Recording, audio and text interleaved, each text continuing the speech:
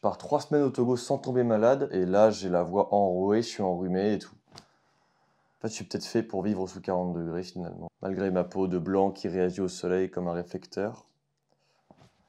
Faut que je me pose des questions.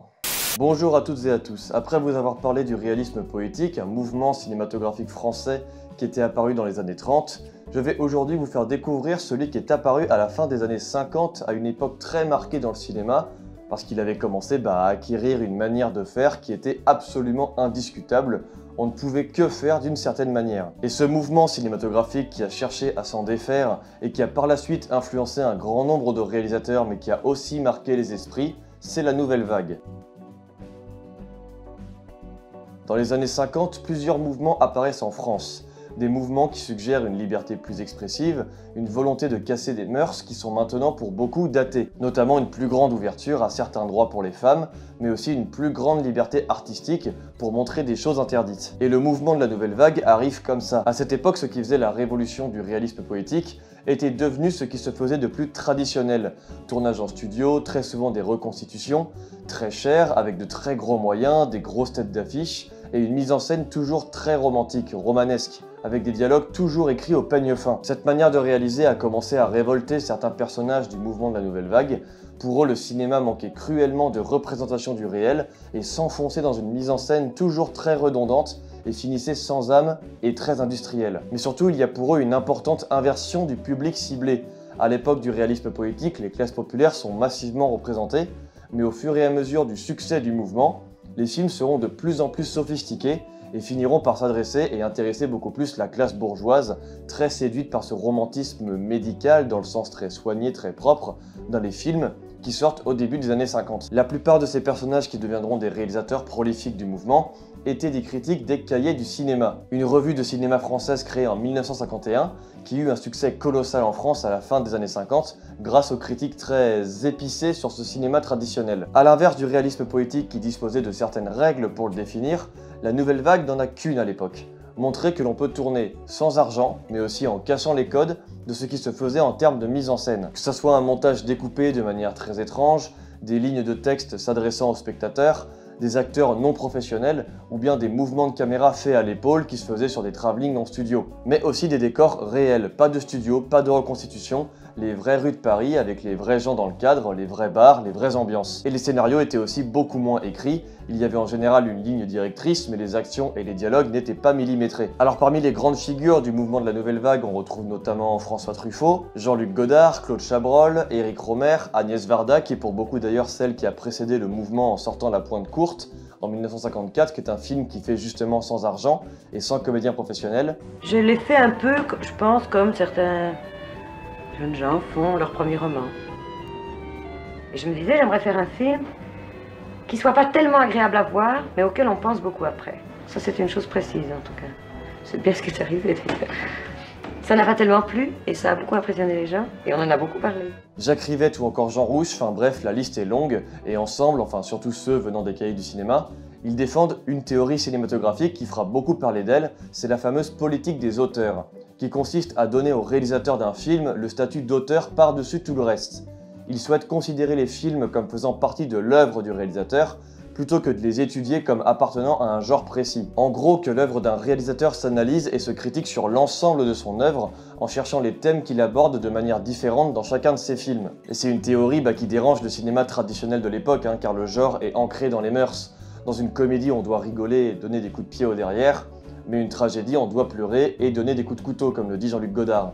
Mais on ne peut pas mélanger. Vous vous doutez bien que ce mouvement fait beaucoup parler et beaucoup de grands réalisateurs de l'époque méprisent profondément ce mouvement. Le jugeant trop érotico-pornographique, notamment Les Bonnes Femmes d'ailleurs de Claude Chabrol, qui filme un peu l'envers du décor des femmes qui se sentent les aisselles ou boivent avec la gueule de bois, et plongeant les spectateurs dans la médiocrité, ne leur donnant aucune sensibilité artistique et aucune échappatoire romantique ou romanesque. Jean Delannoy et Claude Autant-Lara, deux réalisateurs ayant l'habitude des gros studios, ont beaucoup critiqué ce mouvement, qu'ils jugeaient absolument dangereux.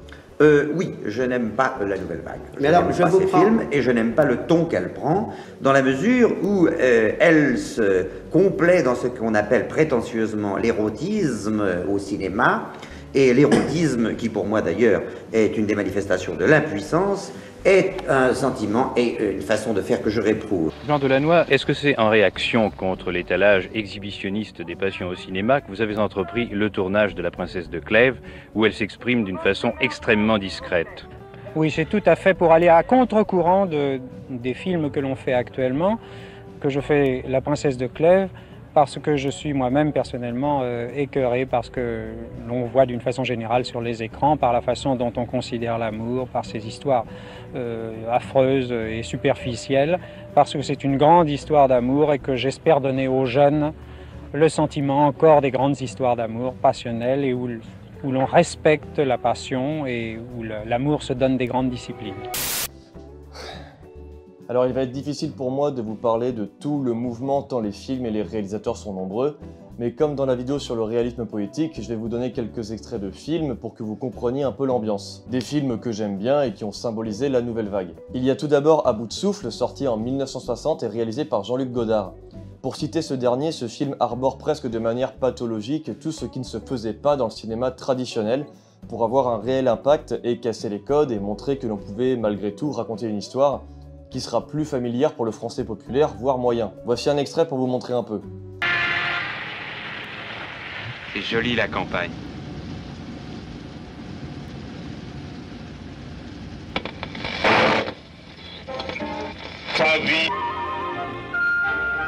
J'aime beaucoup la France.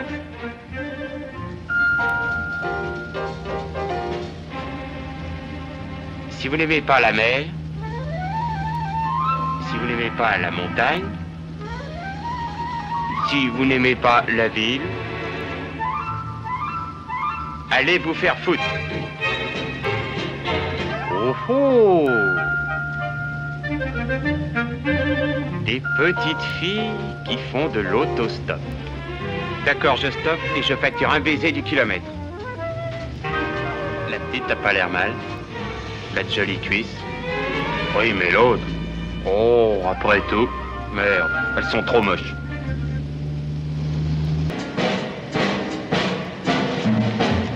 Il est parti il y a 5 minutes. Ton ami qui te doit de l'argent? Antonio Berruti, oui. Ta faute. Maintenant, c'est quitte ou double. Pourquoi? Je t'expliquerai. Allez, mon gros père, reste pas derrière la 2 chevaux. Où tu vas maintenant? Au New York Herald. Tournez pas la tête, regardez devant vous. Quoi ça sert d'écrire des articles? Ça m'a sert d'avoir de l'argent et d'être libre des hommes. Je trouve que les Parisiennes ont des robes trop courtes. Ça fait poule. Allez, je t'en prie. On a envie de courir derrière et de leur faire comme ça. Ne te gêne surtout pas. Stoppez là!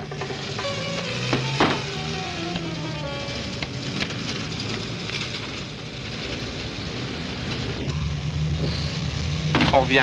D'accord. Tu ne payes pas? Allez, viens, dépêche-toi. Je trouve qu'on s'efforce beaucoup de salir les choses et les gens inutilement. Trop de sensualité. C'est épouvantable, c'est grotesque et c'est horrible. Et c'est surtout d'un très mauvais exemple. Il y a ensuite Cléo de 5 à 7, réalisé par Agnès Varda, qui raconte l'histoire d'une femme se baladant à Paris pendant 2 heures, qui attend les résultats d'un examen médical pour savoir si elle est atteinte d'un cancer. Dans ce film, on retrouve clairement cette envie de filmer les rues de Paris pour ancrer son personnage bloqué par cette attente, qui observe les gens, qui se baladent. Vous remarquerez qu'il y a du coup pas mal de regards caméra, car ce sont évidemment pas des figurants, ce sont des passants. Voici un petit extrait.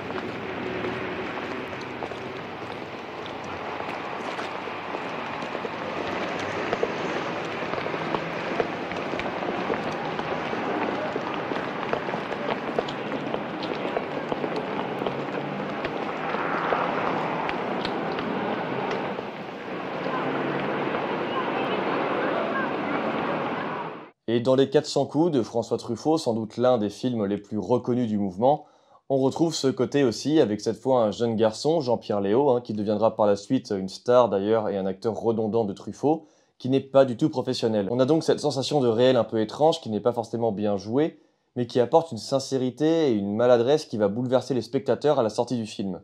Voici un extrait. Dis-moi, il paraît que tu as volé 10 000 francs à ta grand-mère. Elle m'avait invité, c'était le jour de son anniversaire.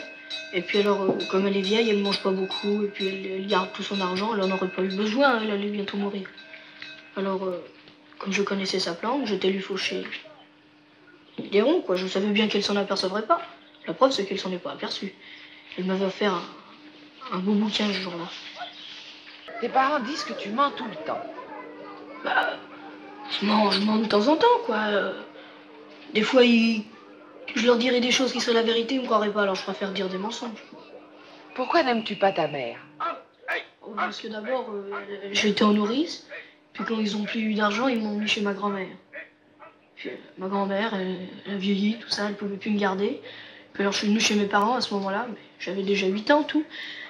Et puis je me suis aperçu que ma mère, elle m'aimait pas tellement, elle me disputait toujours, et puis pour rien, des petites affaires insignifiantes.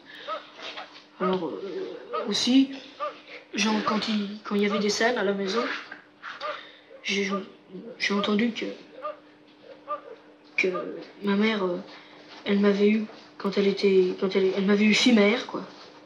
Et puis avec ma grand-mère aussi, elle s'est disputée une fois.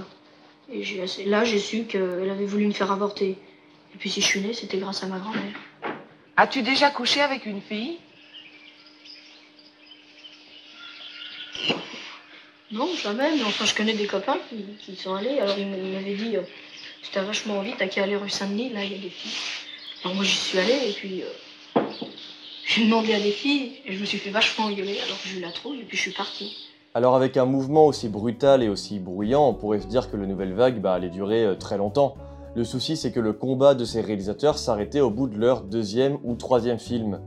Mais pourquoi exactement? Eh bien tout simplement parce qu'ils n'étaient plus des figures contestataires mais des auteurs. Raison pour laquelle beaucoup d'entre eux considèrent que leurs meilleurs films restent les tout premiers qu'ils ont faits. Car il y avait la contestation, la volonté de montrer qu'on pouvait faire autrement et que cette philosophie finissait forcément par se dissiper quand on est reconnu, quand on a accès à plus d'argent et à plus de moyens.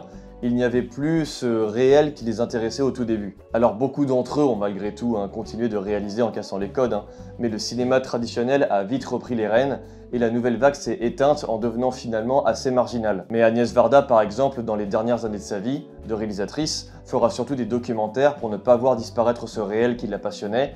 Jean-Luc Godard fera beaucoup parler, notamment ces dernières années, avec ses 2 derniers films aux sensations expérimentales. Alors ce mouvement peut paraître du coup difficilement accessible et je sais que c'est souvent une époque un peu boudée par les gens de manière générale. Et je vous avoue, je n'en suis moi-même pas un grand amateur et j'ai encore beaucoup de films, je pense, à découvrir de ce mouvement. Mais il reste que la nouvelle vague est très intéressante. Elle a inspiré de manière internationale de grands noms comme Scorsese notamment, et propose un cinéma qu'on ne verrait nulle part ailleurs. Et certains films sont pour moi des bijoux d'émotion, infiniment plus mémorables que certaines productions classiques. Je peux vous conseiller les 3 films cités, Les Bonnes Femmes de Claude Chabrol, Paris nous appartient de Jacques Rivette, ou encore Une femme est une femme de Jean-Luc Godard, qui est une comédie dramatique vraiment étrange. Voilà, c'est la fin de cette vidéo, j'espère qu'elle vous aura plu, qu'elle vous aura intéressé. Tous les films que je vous ai cités sont dans la description de cette vidéo. N'hésitez pas à la partager si elle vous a plu, à vous abonner à la chaîne et à me rejoindre sur Twitter. Et on se retrouve très bientôt pour de nouvelles vidéos. Ciao!